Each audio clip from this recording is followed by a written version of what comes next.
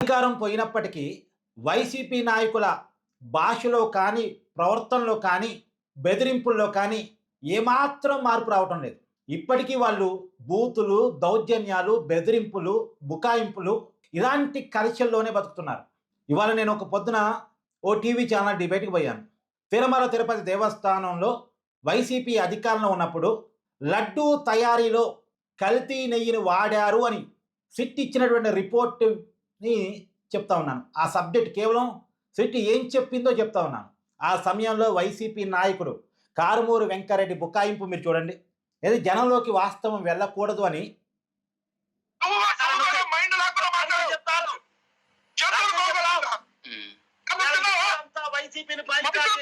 వచ్చింది కాబట్టి భక్తులకు ప్రసాదాన్ని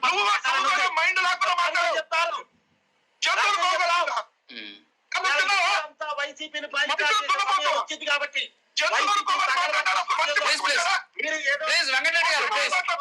అలాంటి మాటలు మాట్లాడదు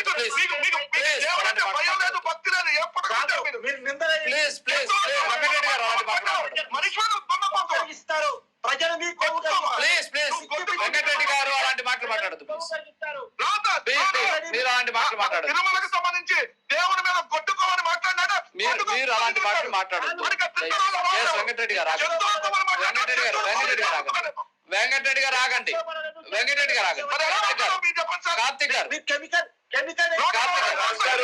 నేనేమో కెమికల్ నెయ్యి అంటే సిట్ రిపోర్ట్లో వచ్చిన అంశం గురించి మాట్లాడుతున్నాను.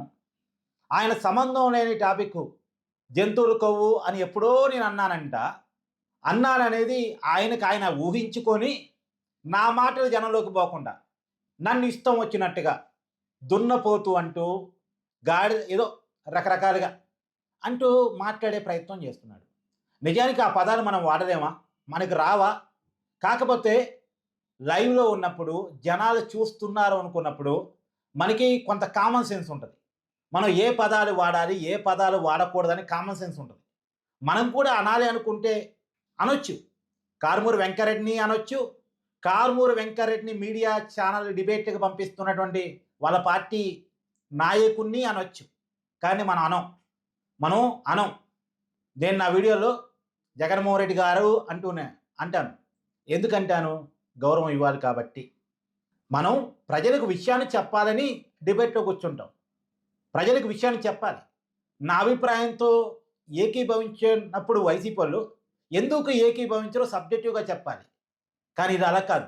మనం మాట్లాడే విషయాన్ని జనంలోకి పోకుండా చేయడం కోసం బుకాయింపు, బెదిరింపు, బూతులు.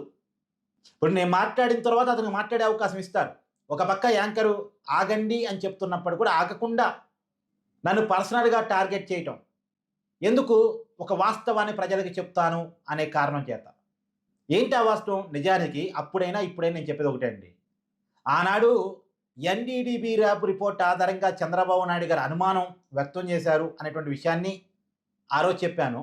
ఈరోజు సిట్ ఇచ్చిన రిపోర్ట్ని జనానికి చెప్తాను. నా అభిప్రాయం కాదు. నా అభిప్రాయాన్ని ఎక్కడ నేను చెప్పడం కాదు. ఇక్కడ సిట్ ఇచ్చిన రిపోర్టు మేరకు నెయ్యి కాని పదార్థాన్ని నెయ్యిగా నమ్మించి ఆ నెయ్యి ఎలా తయారు చేశారు?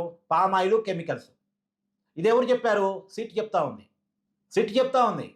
ఆ సిట్ రిపోర్ట్ ఆధారంగా నెల్లూరు కోర్టులో సుప్రీంకోర్టు నియమించినటువంటి ఎంక్వైరీ సంస్థ, మళ్ళీ ఆ ఎంక్వైరీ సంస్థ సుప్రీంకోర్టు నియమించడానికి కారణం కూడా వైవి సుబ్బారెడ్డి గారు సుప్రీంకోర్టుకు పోయారు సిబిఐతో విచారణ కావాలని.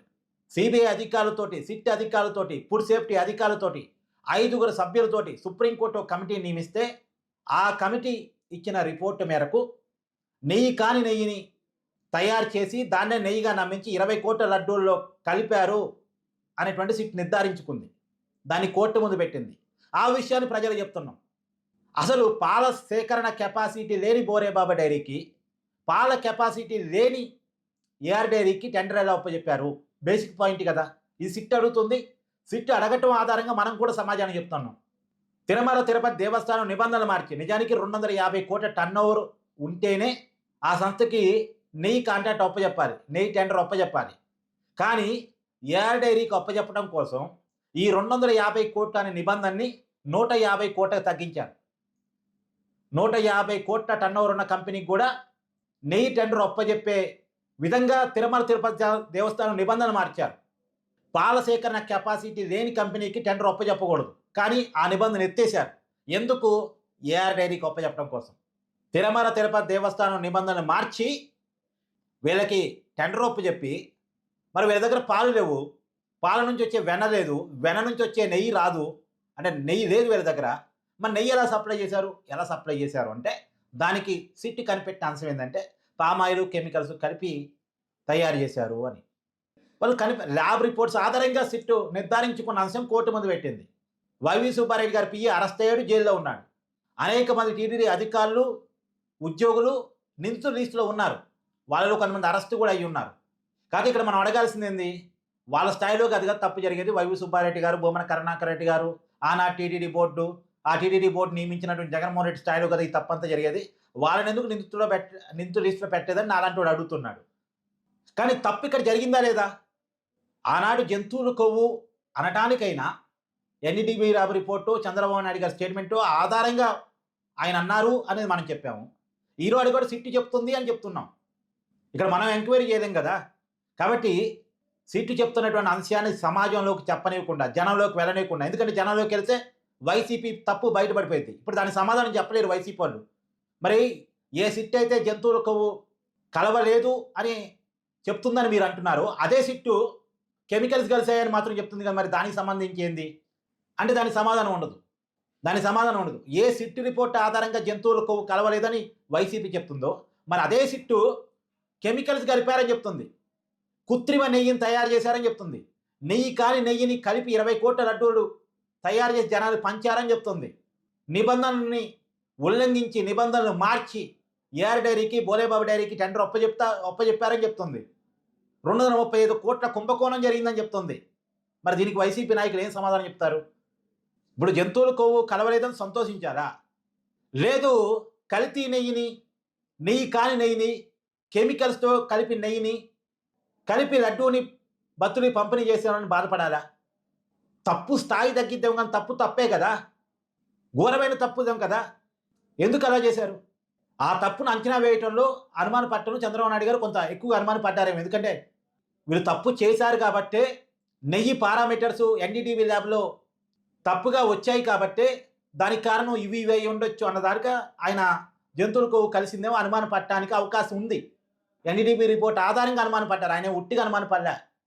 ఆ ఎన్డీటీవీ ల్యాబ్ రిపోర్ట్లో నెయ్యి పారామీటర్స్ ఉండాల్సిన స్థాయిలో ఇప్పుడు ఏఆర్ డైరీ నుంచి సేకరించినటువంటి నెయ్యిలో లేకపోవటానికి ఉన్న కారణం పలానా కారణాలు కావచ్చు అన్నప్పుడు ఆయన ఈ అనుమానాన్ని వ్యక్తం చేశారు. ఆ అనుమానం మీద సిట్టేశారు. సిట్టుతో కాదు సిబిఐతో కావాలని వైసీపీ నాయకులు సుప్రీంకోర్టుకి వెళ్ళారు. సుప్రీంకోర్టు కమిటీ వేసింది. ఆ కమిటీ తప్పు జరిగిన మాట వాస్తవమే నిర్ధారించింది. ఇంకోటి కూడా ఇక్కడ యాంకర్ ఇంకో క్లారిటీ కూడా ఇచ్చారు. ఒకసారి వినండి. ఎందుకని దాని గురించి మళ్ళీ మాట్లాడదాం. అది చాలా పెద్ద సబ్జెక్టు. దానికి సంబంధించి మొత్తం నా దగ్గర 219 పేజీల నివేదిక ఉంది. 219 పేజీల నివేదికలు ఏముందో చాలా క్లియర్ గా కూడా చెప్పడం జరిగింది. ఏదైతే ఇప్పుడు చెప్తున్నటువంటి ICAR national dairy research institute Karnal, హర్యానాలో ఉంటుంది, అది ఇచ్చినటువంటి నివేదికలో చాలా స్పష్టంగా కూడా చెప్పడం జరిగింది. ఏంటి అంటే మీరు పంపించినటువంటి ఏఆర్ డైరీ నుంచి పంపించిన 4 ట్యాంకర్ల నుంచి పంపించినటువంటి శాంపిల్స్ లో ఎక్కడ కూడా ఈ పంది కొవ్వు కానీ జంతువులకు సంబంధించినటువంటి కొవ్వు ఆనవాళ్ళు లేవని చెప్పేసి వాళ్ళు చెబుతూనే ఇక్కడ ఒక మాట అనడం జరిగింది. మేము చేసినటువంటి టెస్ట్ ఏదైతే ఉందో దీన్ని వచ్చేసి ఎల్ఓడి అంటాం, లిమిట్ ఆఫ్ డిటెక్షన్ 10% అబోవ్ ఉంటే మాత్రమే కనిపిస్తుంది. అంటే ఇందులో కల్తీ 10% పైన ఉంటే మాత్రమే అందులో కలిసిందా లేదా అనేటటువంటి విషయాలు తెలుస్తాయి. అంటే వాళ్ళు ర్యాబోలు చెప్పింది కూడా 10% పైన ఉంటే యానిమల్ ఫ్యాట్ కలిసిందా లేదో వాళ్ళు నిర్ధారించుకోగలరు. 10% కింద ఉంటే వాళ్ళు కనిపెట్టడం సాధ్యం కాదు. ఇది 10% కింద ఉందో పైన ఉందో, సరే నిజానికి జంతువులకు కలవలేదని అనుకుందాం. హిందువులుగా మనం కొంత హ్యాపీగా ఫీల్ కావడం కోసమైనా వైసీపీ అధికారంలో ఉన్నప్పుడు యానిమల్ ఫ్యాట్ కలపలేదనే ఫీల్ అవుదాం. కానీ కల్తీ అయితే చేశారు, కానీ అసలు నెయ్యిని కల్తీ చేయటం కాదు, నెయ్యి లేకుండా నెయ్యి అనేటువంటి ఒక పదార్థాన్ని క్రియేట్ చేసి దాన్ని లడ్డూల్లో కలిపి భక్తులకు పంపిణీ చేశారన్నమాట వాస్తవమే కదా. దీనికి కదా వైసీపీ సమాధానం చెప్పాల్సింది, ఈ తప్పెందుకు చేశారు అని. కాకపోతే దాని జనంలోకి పోనీయకుండా ఉండటం కోసం వైసీపీ నాయకులు పర్సనల్ టార్గెట్ చేయటం, బూతులు తిట్టడం వాళ్ళ సహజ ధోరణిది. దీన్ని మానేసుకుంటే మంచిది. ఇది మానేసుకోకనే మన ఎన్నికల్లో బోల్తా పడ్డారు. ఇప్పటికీ పేర్ని నాని కావచ్చు, ఇప్పుడు డిబేట్లలో కారుమూరి వెంకరెడ్డి కావచ్చు, ఇంకొకరు కావచ్చు. వీళ్ళ బుకాయింపులు జనం చూస్తారు, జనం నవ్వుతారు, జనం వాత పెడతారు, జనం వీళ్ళ కొవ్వు కరిగిస్తారు. హిందువులంతా వైసీపీని బాయ్కాట్ చేసే సమయం వచ్చింది. హిందువులకి క్షమాపణ చెప్పాల్సిన పోయి తప్పు చేసావనేటువంటి ప్రాశ్చాత్తాపం లేదండి. తప్పు చేసావనే ప్రాశ్చాత్తాపం లేదు. దురదృష్టకరం ఇది. మళ్ళా దేవుడి మీద భక్తి భయం మనకి లేదట. ఎవరికి లేదు? మీరు కామెంట్ చేయండి.